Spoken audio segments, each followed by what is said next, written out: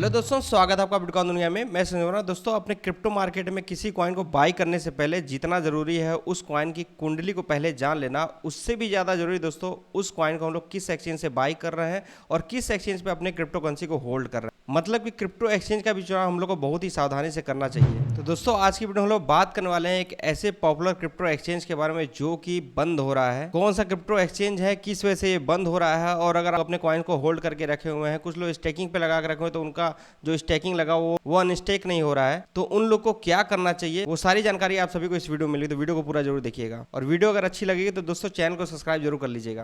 दोस्तों, हम जिस एक्सचेंज के बारे में बात करने वाले हैं उस एक्सचेंज का नाम है हॉटबिट। हॉटबिट को अगर आप आगे देखेंगे तो यहाँ पे आपको इनके फॉलोअर्स में दिख जाएंगे 5 लाख से भी ज़्यादा इनके फॉलोअर्स हैं। थोड़ा सा हम लोग हॉटबिट के बारे में जानकारी ले लेते हैं। यहाँ पे आप लोगों को बता दूं, हॉटबिट एक सेंट्रलाइज एक्सचेंज है, हांगकांग का, रजिस्टर्ड हुआ था 2018 में। मतलब कि ये एक्सचेंज 5 साल 4 महीने पुराना है। इस पे लगभग 1296 कॉइन लिस्ट हैं और 2146 ट्रेडिंग पेयर इस पे अवेलेबल है।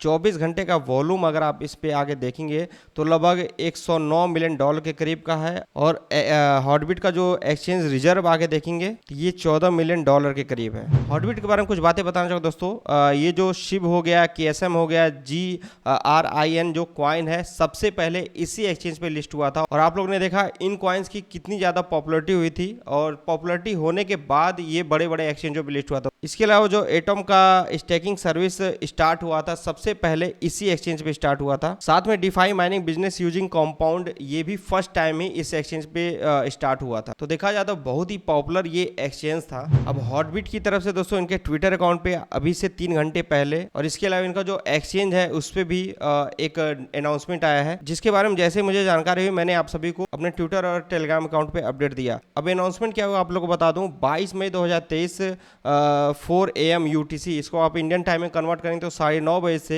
हॉटबिट एक्सचेंज को ये स्टॉप कर रहे हैं। आप डिटेल जब जानने की कोशिश करेंगे तो आपको यहाँ पे पता चलेगा। दोस्तों, इन्होंने बताया है कि ये अपने एक्सचेंज को यहाँ पे स्टॉप कर रहे हैं, और जो भी यूजर्स यहाँ पे अपने फंड को रखे हुए हैं वो 21 जून से पहले अपने फंड को यहाँ से विड्रॉ कर लें। अब ये डिसीजन इन्होंने क्यों लिया, तो उसके पीछे इन्होंने 3 रीजन दिया है। सबसे पहला रीजन दोस्तों, 10 अगस्त को इनके ऊपर एक इन्वेस्टिगेशन हुआ था, जिसके कारण हॉटबिट की जो वेबसाइट सर्विस है उसको इन लोगों को सस्पेंड करना पड़ा था। और उसी समय आप लोगों ने सुना FTX एक्सचेंज कोलैप्स हुआ था। इसके अलावा बैंक क्राइसिस भी आया था, USDC से रिलेटेड भी बहुत सारे इशूज चल रहे थे, और इन सब की वजह से जितने भी सेंट्रलाइज एक्सचेंज थे वहां से फंड अच्छे खास लेवल पे आउटफ्लो हुआ था, और साथ में हॉटबिट जो एक्सचेंज है वहां से भी फंड आउटफ्लो हुआ था, तो जिसका असर इनके एक्सचेंज पे पड़ा था। सेकेंड रीजन इन्होंने दिया कि जिस प्रकार से जो सेंट्रलाइज एक्सचेंज है, बहुत बड़े बड़े एक्सचेंज जो पिछले साल कोलैप्स हुए थे, तो उससे जो यूजर्स हैं उनको जो सेंट्रलाइज एक्सचेंज है उसके ऊपर विश्वास करना कहीं ना कहीं मुश्किल हो गया है। इस वजह से वो अपने फंड को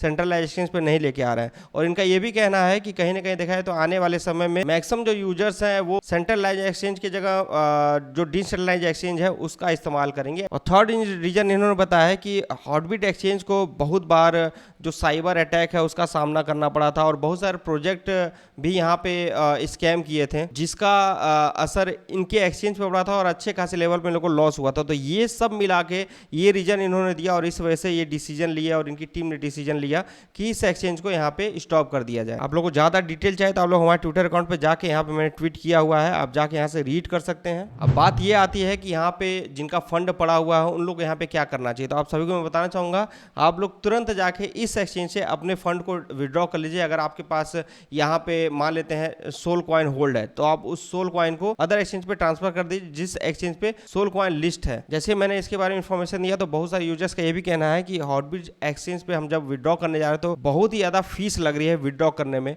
तो आप सभी को बताना चाहूँगा दोस्तों, देखिए हमारे पास कोई भी ऑप्शन नहीं है, यहाँ पे हमको विड्रॉ करना ही पड़ेगा, भले ही फीस कितना भी लग रही है। लेकिन अगर आप चाहें, अभी समय है हमारे पास, अभी 1 महीने के करीब का समय है, आप इनसे कांटेक्ट कर सकते हैं। यहाँ पे इन्होंने एक वेबसाइट दिया है, आप जैसे इस पर क्लिक करेंगे तो आपके सामने इस तरह का आएगा, सबमिट ए रिक्वेस्ट करके आप अपना ईमेल आईडी और बाकी सारी चीज़ें चाहें तो यहाँ पे डाल सकते हैं, और यहाँ पे बता सकते हैं कि हमें जो है जो विड्रॉ फीस है अदर एक्सचेंज के मुकाबले बहुत ज़्यादा देनी पड़ रही है। अब इस बात को कंसीडर करते हैं कि नहीं करते हैं ये इनका कॉल है, लेकिन हमें यहाँ से विड्रॉ जल्द से जल्द करना है। और एक बात यहाँ जब मैंने ट्वीट किया तो यहाँ पे कल्याण चौधरी जी का कहना है कि हॉटबिट पे के कॉइन को स्टेकिंग पे लगा के रखे हुए हैं, वो अनस्टेक नहीं हो रहा है, तो उसके लिए इनको क्या करना चाहिए। कल्याण चौधरी जी को और जो भी इस तरह के यूजर्स हैं उन सभी को मैं कहना चाहूँगा दोस्तों, यही ऑप्शन है आपके पास। इनका जो अनाउंसमेंट वाला जो पेज है, यहाँ पे आपको आना है और यहाँ पे आने के बाद यहाँ पे सबसे नीचे आप देखेंगे तो कॉन्टैक्ट करने का यहाँ पे वेबसाइट, इस पर क्लिक करेंगे तो इस तरह का आपके सामने पेज खुलेगा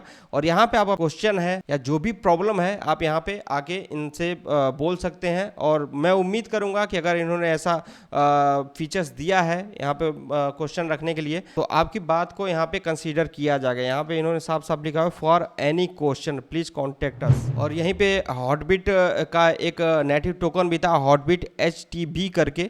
ये इसका रैंक अगर आप कॉइन गेको एक्सचेंज पे जाके देखेंगे तो 1640 के करीब था। इसका भी प्राइस अगर आप देखेंगे तो डाउन होना स्टार्ट हो गया है। रीजन सबको पता है कि यहाँ पे जब इसका खुद का एक्सचेंज जब यहाँ से शट डाउन हो रहा है तो इस कॉइन का भी फ्यूचर कहीं ना कहीं अभी फिलहाल कुछ भी नहीं है। तो अगर आप लोगों ने इस कॉइन को होल्ड करके रखा हुआ है या बाई करने की सोच रहे हैं तो ये न्यूज आप लोग देख लीजिए, उसके हिसाब से अपना डिसीजन ले सकते हैं। वो जो फर्स्ट रीजन उन्होंने दिया था ये वही समय था, आप देख सकते हैं यहाँ पे इनका भी वॉल्यूम अच्छे खासे लेवल पे इस एक्सचेंज का कम हुआ था। तो इसी वजह से दोस्तों मैं हमेशा से अपने वीडियोज में कहता हूँ कि अगर आप कोई कॉइन बाई कर रहे हैं या होल्ड कर रहे हैं तो आप एक्सचेंज का चुनाव सही करिए। अगर आप बाई भी कर रहे हैं, कोई भी ऐसा नॉर्मल एक्सचेंज है जहाँ पे हमको मौका मिला किसी कॉइन को पहले ही बाई करने का, बड़े एक्सचेंज पे लिस्ट होने से पहले ही, तो आप उन एक्सचेंज पे नॉर्मली फंड भेजिए, ऐसा नहीं कि ज़्यादा फंड भेजिए। वहाँ पर आपने बाई कर लिया, अगर आपके पास मेटामास्क है या ट्रस्ट वॉलेट है या आपके पास लेजर वॉलेट है और वो कॉइन उस नेटवर्क को सपोर्ट करता तो उस पर आप भेज दीजिए। उस एक्सचेंज पे उस कॉइन को होल्ड करके मत रखिए। जिसके पास नॉर्मल अमाउंट है वो लेजर वॉलेट पे बाई नहीं कर सकते हैं, तो वो नॉर्मली डिसेंट्रलाइज एक्सचेंज पे, मेटामास्क पे, ट्रस्ट वॉलेट पे होल्ड कर सकते हैं। और इसके अलावा जिनके पास बड़ा अमाउंट है, जो कि बड़े एक्सचेंजों पे होल्ड करें, उनको लगता है कि उस एक्सचेंज के साथ कुछ नहीं होगा, चाहे आप उसको बाइनेंस ही क्यों न ले लीजिए, कुकॉइन एक्सचेंज ही क्यों न ले लीजिए, तो वो कहीं ना कहीं आप के लिए रिस्क ही रहेगा। तो आप लोग उसको होल्ड कर सकते हैं लेजर वॉलेट में। मेरे हिसाब से सबसे सेफ जो होल्डिंग का प्लेस है वो लेजर वॉलेट ही है। अगर आप लोग को लेजर वॉलेट के बारे में जानकारी नहीं तो आप लोग ये हमारा ट्यूटोरियल वीडियोस है, आप इसको जाके देख लीजिएगा। इस प्लेलिस्ट में आपको लेजर वॉलेट से रिलेटेड सारी ट्यूटोरियल आप लोग को मिल जाएगी, कैसे इसको इस्तेमाल करना है, कैसे इसमें फंड भेजना है। और एक बात, एक यूजर ने मुझे मैसेज किया था कि लेजर वॉलेट को उन्होंने बाई किया है, उनके पास आया तो उसका पैकेट ओपन है, तो क्या कस्टम वाले उस पैकेट को खोल के भी देखते हैं? तो आप सभी को जानकारी देना चाहूँगा, मैंने जब बाई किया था तो ऐसा कुछ भी इशू नहीं था, वो पूरा पैक था। मतलब कि जो लेजर वॉलेट का जो पैकेट है वो पूरी तरह से सील होना चाहिए, ऐसा नहीं है कि उसको भी ओपन करके देखा गया हो। अगर ऐसा कोई बात आती है कि कस्टम वाले उसको ओपन करके देखेंगे तो ऊपर से बॉक्स से ही देखेंगे, ना कि उसको अंदर से खोल के देखेंगे। वैसे मैं आपको बता दिया कि मेरे साथ ऐसा कुछ नहीं हुआ था, मेरा जो पैकेट था वो पूरी तरह से पैक था। और एक बात कि अगर आप लोग लेजर वॉलेट बाई करना है तो आप लोग इनका ऑफिशियल जो वेबसाइट है वहीं से बाई करिएगा, उसका लिंक मैं नीचे डिस्क्रिप्शन में दे दूंगा।